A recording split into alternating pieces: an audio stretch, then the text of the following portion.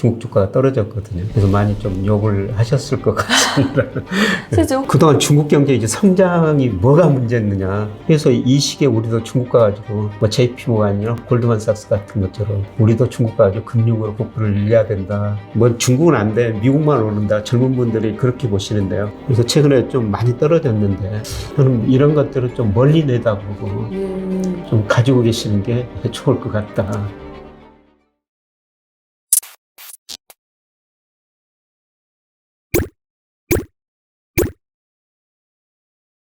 안녕하세요. 김영익의 경제스쿨 시청자 여러분. 오늘은요, 김영익 교수님과 함께 중국 증시에 대해서 다뤄보는 시간 가져보도록 하겠습니다. 교수님 안녕하세요. 네, 안녕하세요. 네, 정말 많은 분들께서 이제 댓글로 중국 증시 좀 다뤄달라라는 말씀들을 해주셨어요. 그래서 오늘은 이제 계속 우리나라 증시 관련된 얘기들을 위주로 많이 했었는데 오늘은 이제 중국 증시 한번 중점적으로 다뤄보면 좋을 것 같아요. 최근에 좀 증시가 많이 하락하지 않았나요? 예, 좀 많이 떨어졌죠. 네. 그래서 제가 작년 하반기부터 장기적으로 미국 주가보다는 중국 주가가 더 많이 오를 것이다. 그래서 미국 비중 줄이고 중국 비중 좀 늘리십시오. 네. 뭐 중장기적으로 이런 말씀을 드렸는데 최근에 중국 주가가 떨어졌거든요. 그래서 많이 좀 욕을 하셨을 것 같습니다.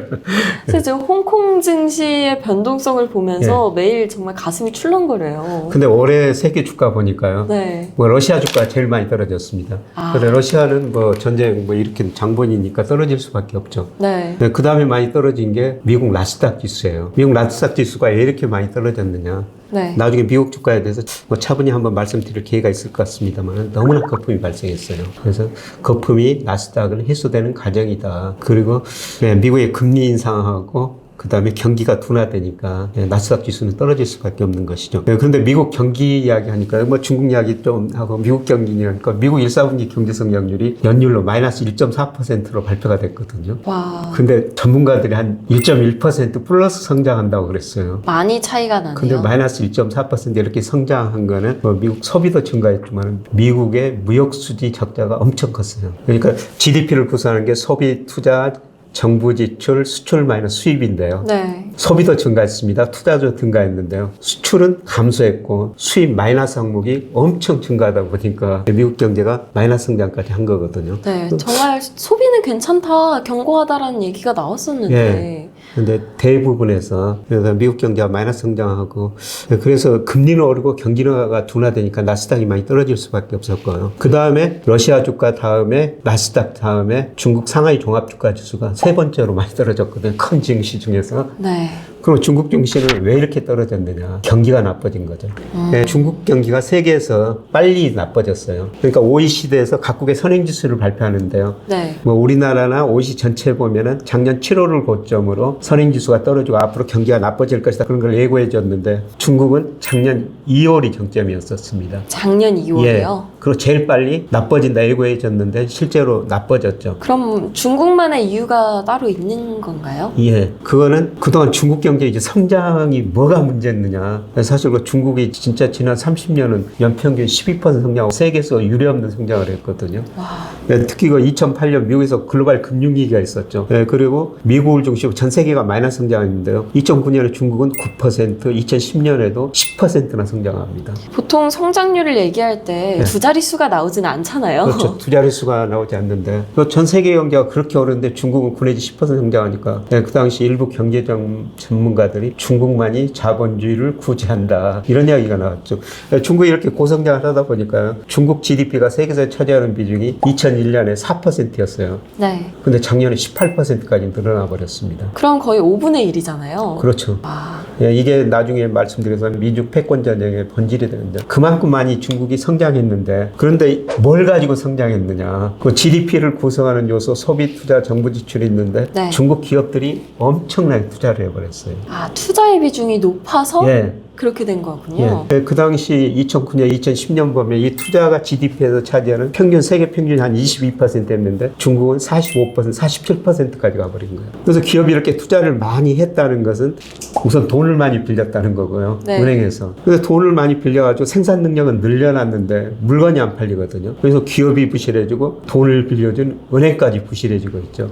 네, 그래서 갈수록 이제 투자가 줄어들고요. 네. 그럼 투자가 줄어들면은 뭔가 다른 게 증가해야지 경제가 성장하는데 이제 다른 거는 소비거든요. 근데 소비가 꾸준히 장기적으로 증가할 거예요. 왜냐하면 중국의 1인당 국민소득이 1만 달러를 2019년에 돌파했어요. 장기적으로 보면 1인당 국민소득 1만 달러 돌파하면은 소비가 계속 증가하거든요. 네. 그래서 투자는 줄어드는데 소비가 줄어들면은 경제 성장률이 비교적 높은 성장률을 할 텐데 이 코로나 때문에 지금 상하이를 봉쇄하고 베이징 일부 지역을 봉쇄하다 보니까 소비가 안 되죠. 네, 지금 소비를 할 수가 없는 상황이죠. 밖을 못 나가니까. 쓰고 싶어도 지금 중국 사람들이 소득은 지금 많이 늘어났거든요. 네. 지금 중국 정부가 못 나게 하니까 소비를 못 하고 있죠. 아. 그래서 투자가 너무 많이 돼가지고 투자는 줄어들 수밖에 없는데 이제 소비를 못 하다 보니까 중국 경제 성장률이 많이 떨어질 수밖에 없습니다. 그럼 지금 이 봉쇄 상황이 좀 풀리게 된다면 소비가 확 증진될 수 있는 거 아닌가요? 그렇죠. 그래서 언제 풀릴지는 모르겠습니다만은 네. 중국이 우리나라한테 배울 거예요. 우리가 마스크 안 쓰고 외부 활동을 하다 보면은 좀 풀리기는 풀릴 겁니다. 최소한 봉쇄는 좀 풀겠죠. 예. 그래서 그거 풀리면은 아마 소비가 증가하면서 네. 중국 경제가 다시 뭐 좀 회복될 겁니다. 예, 그런데 문제는 뭐냐면 중국 경제가 그동안 10% 30년 이상 10% 성장했다가 7% 떨어졌는데요. 앞으로 이제 7% 성장하기는 힘들고요. 투자가 줄어들기 때문에 투자 비중이 줄어들기 때문에 그래서 중국 경제가 앞으로 4 내지 5% 정도 성장은 많이 떨어질 거예요. 4에서 5%면은 그래도 다른 국가들에 비해서는 높은 편 아닌가요? 그렇죠. 다른 나라에 비해서는 높죠. 세계 평균 성장률이 지난 10년간 한 3.3%였거든요. 네, 그런데 뭐 그 세계 성장률 이야기했으니까 우리하고 같이 한번 생각해 보면요. IMF가 1980년부터 세계 경제 성장을 발표하는데 1980년부터 2009년 글로벌 금융위기 뭐 그때까지는 우리 경제가 연평균 7% 성장했어요. 중국 10% 넘게 성장했고. 네. 근데 세계 평균이 그때 3.4%였는데요. 네, 그런데 그 이후로는 2010년부터 작년까지는 우리 경제 성장률이 연평균 3.0, 세계는 3.3. 우리가 세계보다 낮은 성장률을 하고 있는 거죠. 그러네요. 근데 중국은 세계 평균 성장률이 한 앞으로도 5년은 3% 좀 넘을 거거든요. 그러면 세계 경제 상황보다 그래도 빠르게 성장한다. 그렇죠. 중국은 4 내지 5% 성장하더라도. 네, 그런데 이제 9%, 10% 성장하다가 4 내지 5% 성장하면 상당히 충격이 올 거예요. 네, 그런데 이 정도만 계속 가면은 안정 성장을 할 거라는 것이죠. 세계 평균보다 높은 성장을 한다는 것은 뭐냐면 세계 GDP에서 중국 비중은 계속 늘어날 거라는 겁니다. 네, 그런데 우리나라 주가를 한번 보면요. 우리하고 97년 외환위기를 겪었어요. 네. 외환위기가 왜 왔었냐면 80년대 우리 경제가 너무 좋으니까 우리 기업들이 미래를 낙관적으로 보고 은행에서 돈을 빌려가지고 굉장히 많은 투자를 했어요. 근데 90년대에 돌아가지고 투자해가지고 생산 능력은 늘려놨는데 물건이 안 팔리니까 기업이 부실해지고 돈을 빌려 은행까지 부실해지면서 네. 우리가 외환위기를 맞은 거거든요. 네, 그때 정말 뼈아픈 구조조정을 했어요. 우리나라 30대 재벌 중 11개가 해체됐고요. 은행 14개가 없어졌습니다. 또 기업이 없어지다 보니까 투자가 줄어들고 그 다음에 기업이 없어지니까 근로자들이 많이 해고당했죠. 근로자 해고당하니까 소비가 줄어들 수밖에 없습니다. 그래서 그 이전까지 우리 경제도 7 내지 9% 성장하다가 외환위기를 겪으면서 성장률이 4 내지 5%로 확 떨어져 버리는 거예요. 네, 그런데 질적 성장 국면에 들었었다고 뭐 주가가 뭐 500에서 1000까지 계속 왔다 갔다 하다가 이게 구조조정했다고 2000을 넘어섭니다. 질적 성장 국면에 들었었다고. 그게 갑자기 그렇게 바뀔 수가 있는 원래 IMF 그런 때문에 비자발적으로 우리가 나쁜 기업이 없어지고 좋은 기업만 살아나니까 구조조정했다는 것이죠. 정말 뼈아픈 구조조정을 했었어요. 네. 그럼 지금 중국은 사실 양적인 성장을 하고 있지 않나요? 그렇죠. 양적인 성장에서 우리처럼 질적인 성장으로 가는 국면인데 중국은 뭐냐면은 우리는 IMF 때문에 IMF가 시키는 대로 구조조정을 했거든요. 네. 그 시키는 대로 안 하면은 돈을 안 줬으니까 IMF가. 그 구조조정 안 하면 돈 안 주겠다. 돈 안 주면 너네들 국가 부도이익이 간다. 네. 그래서 어쩔 수 없이 구조조정을 할 수밖에 없죠. 근데 중국은 스스로 구조조정하는 거예요. 지금 정부 차원에서 구조조정을 네. 시키고 있는 거죠? 그 우리나라처럼 빨리 해야 되는데 네. 중국은 굉장히 구조조정 속도가 느려요. 근데 빨리 진행이 되면 사실 또 혼란스러울 수도 있잖아요. 혼란스러워 있었는데 단기에 그 혼란을 끝낼 수가 있죠. 근데 어떻든 뭐 부실 기업들은 어떻든 구조조정을 넘어가야 되는 거거든요. 그것들이 계속 그 지연되면은 뭐 경제도 지지부진하고 그래서 중국이 빨리 구조조정하는데 스스로 구조조정하다 보니까 속도가 느린 거예요. 네. 그럼 앞으로의 전망은 어떻게 보세요? 그래서 중국 경제를 보는 여러 가지 눈이 있어요. 네. 기업 부채가 GDP 대 155%로 작년 3분기까지 국제 결정에서 발표했는데 세계에서 기업 부채가 제일 높은 나라예요. 기업 부실해지고 은행이 부실해지니까 이것 때문에 중국이 위기를 겪을 것이다. 네. 그 다음에 이거하고 더불어가지고 중국도 그동안 애들 한 사람만 낳게 했거든요. 그러다 보니까 인구가 앞으로 감소할 거예요. 그래서 두 번째 시나리오가 장기적으로 중진국 감정에 빠질 것이다. 성장률이 많이 떨어져가지고 2, 3%에서 계속 오래 갈 것이다. 네. 이런 거 비관적인 시나리오가 나오는 것이죠. 근데 지금 상황이 그 비슷한 상황으로 가고 있어요. 네, 그런데 저는 중국 경제를 조금 낙관적으로 보는 거는 중국의 14억 인구가 1인당 국민수 1만 달러를 돌파했다는 거죠. 그래서 성장률이 뭐 2, 3% 떨어지는 게 아니라 4 내지 5% 정도는 할 것이다. 그동안 투자 중심으로 성장했는데 소비가 늘어나면서 중국 경제가 어느 정도 안정 성장을 할 것이다. 네, 그래서 저는 극단적으로 중진국 감정에 빠지진 않을 거다. 이렇게 좀 보고 있는데요. 네. 뭐 이게 이제 제 생각인데 이거 좀 지켜봐야 되죠. 네. 그동안에 이제 투자의 비중이 너무 높았기 때문에 네. 좀 어떻게 보면 불안정했다라고 볼 수도 있는데 이제는 곧 소비가 많이 증진이 될 거니까 예. 견고하게 좀 성장할 수 있다는 거죠. 견고한 성장. 예, 그렇게 가리라고 보고 있는데요. 우리가 IMF 경제를 겪으면서 질적 성장으로 갔다 오고 주가가 한 단계 도약을 했는데요. 예, 중국도 앞으로 그런 모습이 나타날 것인가. 근데 경제가 굉장히 높은 성장을 하면 돈이 실물로 가요. 투자를 기업들이 돈 빌려 투자를 해야 되거든요. 예, 그런데 경제가 성장률이 이렇게 낮아지면 기업들이 가구보다 투자를 줄입니다. 기업들의 돈의 수요가 줄어들죠. 네. 그러면 그 돈이 어디로 가냐면은 금융시장으로 오죠. 그리고 우리가 그 IMF 경제 위기를 왜 겪었냐면은 기업이 부실해지고 은행이 부실했다고 말씀을 드렸습니다만 기업이 투자하려면 돈을 빌려야 되죠. 그래서 돈을 빌리는 수단이 두 가지예요. 은행에서 빌리는 거. 이거를 그 다음에 기업들이 주식이나 채권을 통해 가지고 자금을 조달할 수가 있어요. 근데 어떤 기업 측면에서 비용이 싸겠어요. 은행에서 빌리는 게 금리가 제일 높습니다. 채권을 통해서 우량기업 같으면 은행 이자보다 더 싸게 자금을 조달할 수가 있고요. 네. 그러니까 주식을 통해서 자금을 조달하면은 뭐 유상증자 기업 공개하잖아요. 그럼 기업들이 결국 자금을 조달하기 위해서 유상증자하고 기업 공개하는 거거든요. 그거는 그렇게 비용이 많이 안 들어가요. 네. 그런데 97년에 외환위기 전에는 우리가 주식시장, 채권시장이 별로 발전이 안 돼가지고 우리 기업들이 은행에서 돈을 빌렸어요. 그러다 보니까 기업이 부실해지니까 은행도 부실해져가지고 외환위기 겪은 거죠. 중국도 마찬가지예요. 그동안 증권시장이 발전이 안 돼가지고 중국 기업들이 돈을 은행에서 빌려가지고 그 많은 투자를 했거든요. 그래서 지금 중국 기업이 부실해지니까 은행도 부실해지고 이게 이제 중국 경제의 문제죠. 근데 중국도 안 되겠다. 기업들한테 가가지고 이제 은행에서 돈을 빌리지 말고 주식시장에 가서 자금을 조달해라. 채권시장을 통해서 자금을 조달해라. 그걸 정부가 시킨 건가요? 그렇죠. 그 기업도 그렇게 할 수밖에 없고요. 그래서 중국의 증권시장이 빨리 발전할 수가 있다는 것이죠. 이거는 이제 단기적인 측면이라 좀 장기적인 측면이거든요. 그래서 이런 걸 보고요. 미국 골드만삭스, JP 모건 이런 금융회사들이 중국 진출을 많이 늘리고 있어요. 왜 그런 큰 금융회사들이 중국 가느냐? 돈이 보이기 때문이죠. 앞으로의 성장성이 확실히 보이니까. 예. 그리고 이제 중국도 위안화 국자를 포함하면 금융 강국을 추구하고 있거든요. 그러려면은 금융업이 굉장히 튼튼해야 돼요. 네. 자기만 있으면은 자기들끼리만 경제하면 튼튼할 수가 없고 경쟁력이 없거든요. 그래서 중국이 뭘 했냐면은 금융산업을 다 개방해 버렸어요. 2019년에 은행업 개방했죠. 그 다음에 2020년에 보험, 증권회사까지 다 개방해 버렸습니다. 그래서 예를 들어서 JP 모건이 작년에 100% 중국에다 증권 자회사를 만들었거든요. 근데 이런 금융회사들이 그렇게 중국 진출을 늘리는 것은 중국에서 돈이 보이기 때문이죠. 지금 이제 실물보다는 금융시장 쪽으로 좀 빠르게 성장할 가능성이 높은 거고. 그래서 이제 결국에는 금융시장이 그렇게 많이 성장하게 되면은 주가도 같이 따라서 올라갈 수 있는 거죠. 올라갈 수가 있죠. 네, 그래서 큰 금융회사에 진출하고 있다고 말씀드렸는데요. 그래서 이 시기에 우리도 중국 가가지고 JP모건이나 골드만삭스 같은 것처럼 우리도 중국 가가지고 금융으로 국부를 늘려야 된다. 이게 이제 장기적인 주장인데요. 근데 사실 우리가 중국에서 그동안 무역으로 엄청난 돈을 벌었거든요. 그래서 2001년 중국이 세계 무역기구 가입하는데요. 2001년부터 작년까지 우리나라 무역수지 흑자 보니까 85%가 중국에서 쓰는 겁니다. 그러니까 중국에서 우리가 수출해가지고 주로 중간재, 최종 소비재 이런 걸 수출 많이 했습니다만은 중국에서 무역으로 엄청난 돈을 번 거예요. 그 돈 가지고 이제 중국 가가지고 금융으로 돈을 벌어야 된다.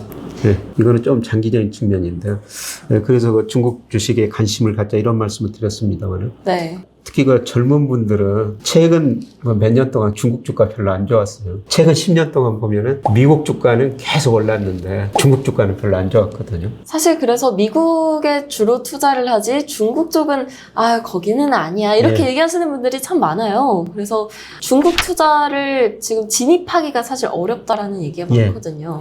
근데 2000년에서 미국에서 IT 거품이 붕괴되면서요. 미국 주가가 2009년, 2010년까지는 제자리 걸음했습니다. 그중 마이크로소프트도 2000년 수준을 넘어서기까지는 10년이 걸렸어요. 근데 2000년에서 2009년까지는 미국 주가보다 우리 주가, 중국 주가가 훨씬 더 많이 올랐습니다. 근데 2010년에서 작년까지는 미국 주가가 많이 올라가지고 뭐 중국은 안 돼, 미국만 오른다. 젊은 분들이 그렇게 보시는데요. 근데 조금 멀리 보면은 이 시기에 따라 가지고 다 다르거든요. 근데 저는 앞으로 10년은 미국보다는 우리나라 혹은 중국, 다른 아시아 국가 이런 주식들이 더 많이 오를 수 있다. 이렇게 지금 보고 있고 장기적으로 뭐 아시아, 중국 등 비중을 늘려야 된다. 이런 말씀을 드리는데요. 그런데 중국이 우리가 투자할 때 꼭 조심해야 될 거는 개별 종목은 좀 위험해요. 그런가요? 왜냐하면은 얼마 전에 영국의 그 이코노미스트로 오면 경제 주간지가 있지 않습니까? 그래서 중국과 금융시장, 자본시장 다루면서 중국은 하이브리드 캐피탈리즘이다. 하이브리드 캐피탈리즘. 하이브리드 자본주의다. 뭔가 이렇게 결합돼 있다라는 거네요. 결합되는데 중국 정부가 마음대로 바꿀 수가 있다는 거죠. 우리가 자동차도 하이브리드 있지 않습니까? 뭐 전기로도 가고 기름으로도 가고. 그러니까 중국 정부가 시장에 언제든지 개별 기업도 개입할 수가 있다는 거죠. 그래서 중국 투자할 때는 개별 기업보다는 ETF나 그 다음에 펀드 뭐 이런 식으로 간접 투자하는 게 좋다는 겁니다. 그런데 제가 그 M사에서 개발한 중국 전기차 ETF가 있었거든요. 그게 한 1년 반 전인가 만들어 상장이 됐었어요. 저 그거 들고 있어요. 그거 들어서 그게 이제 10,000원에 상장됐을 때 저도 그거 사놓고 뭐 올라가서 좀 비중을 줄였습니다. 한 2만 원까지 2배 오르더라고요. 근데 최근에 폭락했어요. 손해보셨죠? 12,000원 정도 하죠. 뼈 아픈 사실을. 그걸 아마 제가 그 이야기를 언론에서 많이 해가지고 아마 그거 사신 분들 좀 많이 지금 손해 보셨을 거예요. 저는 10,000원에 사놔가지고 워낙 그 싸게 사놔가지고 저는 괜찮은데 2만 원까지 올라서 12,000원 정도 떨어졌는데 근데 혹시라도 저한테 그걸 어떻게 해야 되냐고 물어보신다면은 저는 그냥 멀리 보고 가지고 계십시오. 그냥 오래 들고 있으면서 앞으로 전 세계가 탄소 제로 시대로 가리라고 전부 세계가 약속했지 않습니까? 시간은 물론 각 국가마다 제시한 시간이 달라요. 우리나라, 미국은 2050년, 뭐 중국은 2060년, 인도 같은 데는 더 늦게 하겠다. 이런 식으로 각 국가마다 목표 시기가 다른데 결국 탄소 제로 시대로 가려면 내연기관차가 없어지고 전기차로 갈 수밖에 없거든요. 그런데 전기차 시장은 중국이 제일 빨리 성장을 할 거예요. 지금 정말 많은 기업들이 전기차 생산량을 많이 늘리고 있잖아요. 또. 중국의 어떤 자동차에서는 최근에 내연기관 자동차 완전히 생산을 중단해 버렸거든요.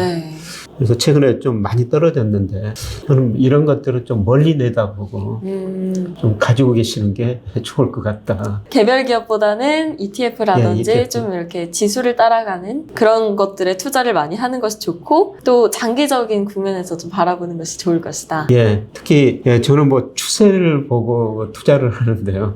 이게 큰 추세라고 생각하기 때문에 사실 뭐 최근에 너무 많이 떨어져가지고 좀 겁도 나긴 합니다만 그런데 이거는 큰 추세라고 보기 때문에 뭐 이거는 계속 저는 장기적으로 보유해도 되지 않을까 그런 생각이 듭니다. 갑자기 조금 살짝 안정감이 들기 시작하네요. 그거 누가 사라고 샀어요? 저요? 부모님이요. 부모님이요? 혹시 부모님 제 방송 보셨나요? 많이 보시죠? 근데 사실 거기에 섞여 있던 기업들 보니까요. 너무 많이 오르긴 올랐어요. PER 같은 게 100배 넘는 종목이 여러 개 있었거든요. 근데 최근에 그 애들이 많이 떨어지면서 조정이 된 거죠? 많이 조정이 됐습니다. 장기적으로 보면은 이거는 큰 대세 추세이기 때문에 그냥 멀리 내다보고 가지고 계셔도 될 것 같다. 오늘 중국 투자 관련된 얘기 진행해 봤는데요. 중국 투자하실 때는요. 이 하이브리드 캐피털리즘의 성향을 가지고 있기 때문에 개별적인 기업들에 투자를 하는 것보다는 좀 더 추세적인 성장을 바라보면서 투자를 하는 것이 좋다라는 말씀까지 전해주셨습니다. 중국 투자하시는 분들 잘 들으셨죠? 그리고 앞으로 좀 중국 투자에 관심 가지시는 분들도 이 방송 보시면 도움 많이 되셨을 거라고 생각이 들어요. 오늘도 말씀 감사합니다. 고맙습니다.